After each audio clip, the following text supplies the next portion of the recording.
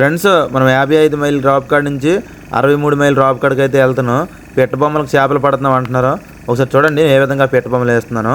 మనమైతే 3 పిట్ట బొమ్మలు వేసాం. మనకు వెళ్ళే దారిలో కూడా ఎలాంటి చేపలు పడితే నేను చూపిస్తాను, ఒకసారి చూడండి. ఇంకా డ్రాప్ కాడికి వెళ్ళిన తర్వాత కూడా ఏ చేపలు పడ్డామని నేను నెక్స్ట్ వీడియోలో చూపిస్తాను. ఎక్కువగా అయితే పిట్ట బొమ్మలకే పడతామని అంటున్నారు అక్కడ చేపలు. అందుకే మనం చాలా స్పీడ్లో వెళ్తున్నాం. ఇక్కడ నుంచి అయితే ఒక 55 మైల్ డ్రాప్ కాడ నుంచి 63కి వెళ్ళాలంటే ఒక గంటన్నర జర్నీ అయితే పడుతుంది. ఎలాంటి చేపలు పడతావు చూద్దాం మరి గంటన్నరలోపు అయితే. ఇంకా రాప్ కాడికి వెళ్ళిన తర్వాత మనం ఎలాంటి చేపలు పట్టామని నేను నెక్స్ట్ వీడియో చూపిస్తాను. ఆ రాప్ కాడ అయితే మనం కొన్ని ఎర్రలు కూడా పట్టుకొని వెళ్తున్నాం. ఎర్రలకు పడతావు మరి పిట్ట బొమ్మలకు పడతావు చూద్దాం మరి. ఎందుకంటే ఎక్కువగా పిట్ట బొమ్మలకే పడుతుందని అన్నారు కదా, తెలుస్తుంది మరి. ఇప్పుడు మనకు అక్కడ చేప కూడా పడ్డది, ఒకసారి చూడండి అది ఎలాంటి చేప తెలుస్తుంది. నేను ఆ తాడు అయితే మా అన్నయ్యకి ఇచ్చేసి గేల ముళ్ళు ఉట్టుకొని అయితే చూస్తాను, ఒకసారి చూడండి. గేల ముళ్ళు ఇప్పుడు తెస్తాను, మా అన్నయ్యకి అయితే ఆ తాడు నేను ఇస్తాను. ఆ చేప అయితే దగ్గరికి వస్తుంది, ఎలాంటి చేప మరి చూద్దాం.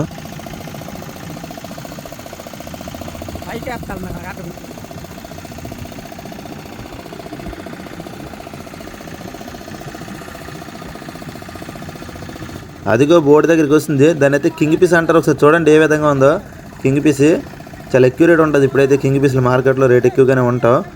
అది పిట్టబొమ్మకే పడ్డది, ఎలాగ ఉన్నా గేల ముళ్ళు ఒకసారి చూడండి. అసలు తప్పే అవకాశం కూడా లేదు, అంత ఎక్కువగా గుచ్చుకున్న గేల ముళ్ళు. నేను ఏ విధంగా కొడుతున్నాను ఒకసారి చూడండి. ఎందుకంటే గేల ముళ్ళు తప్పించాలంటే తప్పకన్నా కొట్టాలి. కాకపోతే పిట్టబొమ్మ గేల ముళ్ళు గుచ్చావంటే మనం ఇంకా యాడ్ చేయడానికి అయితే వీలవదు. పిట్టబొమ్మ గేల ముళ్ళు తప్పించడానికి కూడా అవకాశం ఉండదు, అంత డేంజర్గా ఉంటావు. చూడండి ఒకసారి కింగ్ పీస్ అయితే అది ఇప్పుడే మనకు ప్రాణంతో ఉంది కదా. ఇంకా రాప్ కాడికి వెళ్తాడు ఎలాంటి చేపలు పడదు చూద్దాం.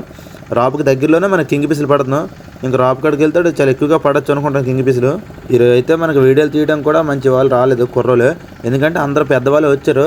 నేను ఒక ముసలాయనకి ఇచ్చాను, వీడియో ఎలా తీస్తున్నాడో నాకు కూడా తెలీదు. ఎందుకంటే నేను ఆ కింగ్ పీస్తో గేల ముళ్ళు తప్పిస్తున్నాను. మళ్ళీ పెద్దవాళ్ళకి ఇచ్చామనుకో మళ్ళీ గేల ముళ్ళు గుచ్చుకునే అవకాశం కూడా ఉంటుంది వాళ్ళకైతే. ఎందుకంటే బోటు కదిలినప్పుడు పడిపోతారు కదా, కాలర్ జారితే ఏజ్ ఎక్కువ అయిపోయిన వాళ్ళే. అందుకని నేను తప్పిస్తున్నాను కింగ్ పీస్ను.